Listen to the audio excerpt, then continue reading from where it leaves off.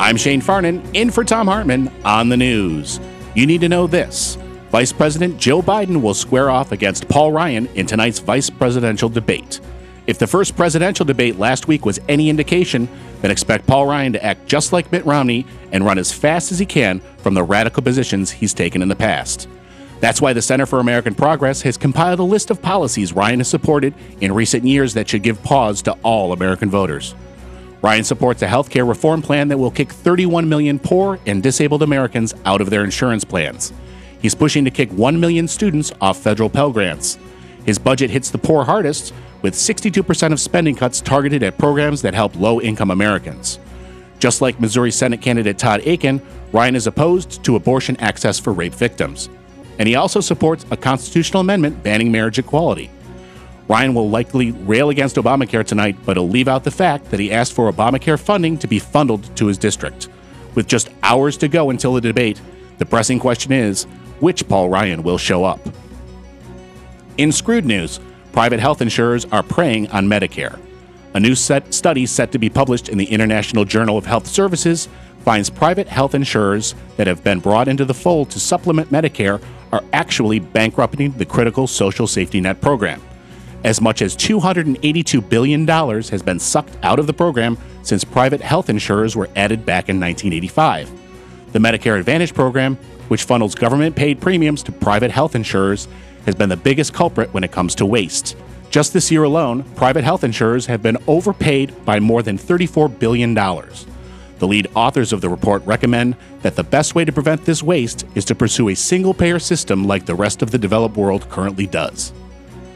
In the best of the rest of the news, the Walmart workers' strike is gaining momentum. It started a few days ago when workers at Walmart supply houses began walking off the job to protest poor working condition. Then last week, Walmart retail workers in Southern California went on strike, marking the first Walmart retail workers' strike in the company's history.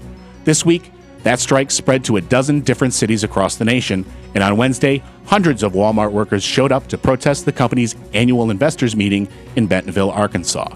This strike might really pick up steam as workers are threatening to take action on Black Friday, the biggest shopping day of the year, unless the company agrees to stop retaliating against employees. Keep an eye on this story. A Black Friday strike at Walmart could certainly be a BFD. Another setback for Republican voter suppression efforts.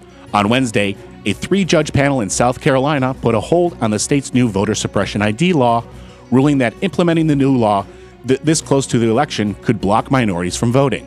While the judges did suggest that the new law could go into effect after the election, their opinion also ruled that voters without the proper ID will not be stopped from voting and will instead be asked to sign an affidavit at the polling station explaining why they were unable to obtain an ID. As we've seen in Pennsylvania and Texas, these voter ID laws are nothing more than illegal attempts to kick Democrats off the voting rolls, and the courts are speaking out against them. IMF Director Christine Lagarde is beginning to walk back austerity.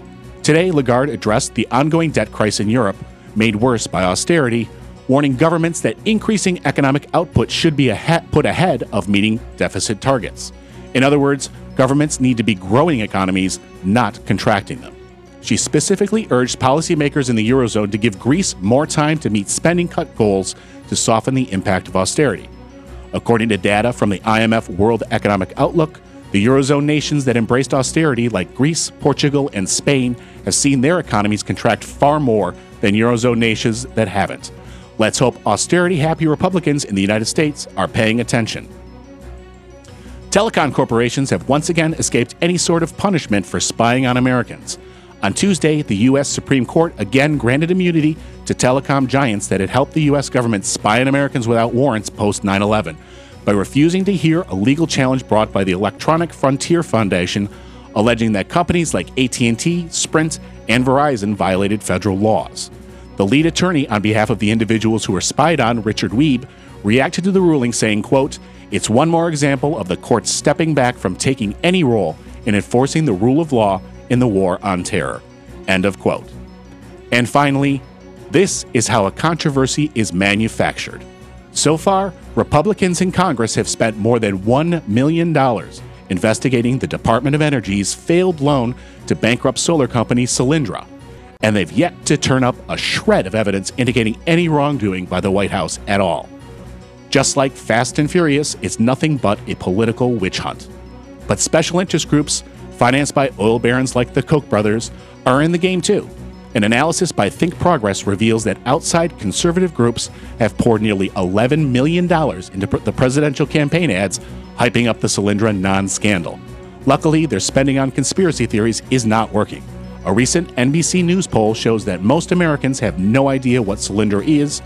Only a quarter of those polled had a negative view of the company, but I'm willing to go out on a limb and say that those are Fox News viewers. And that's the way it is today, Thursday, October 11th, 2012. I'm Shane Farnan in for Thom Hartmann on the news.